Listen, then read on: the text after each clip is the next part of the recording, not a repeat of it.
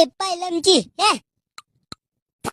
या बाबा ऐक का नाही रे हे दारी इजा लचकवतो रे पायाच्या मोडीतच काढी.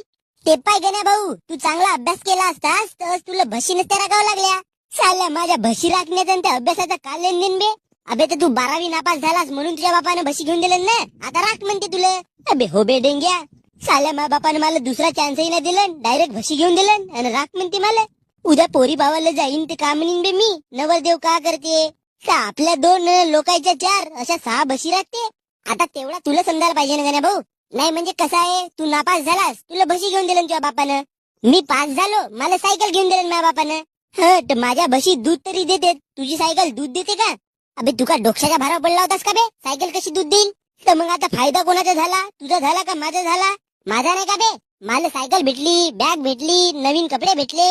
अबे तर आता मी माझ्या म्हशीचा दूध काढतो, उद्या नेऊन विकतो,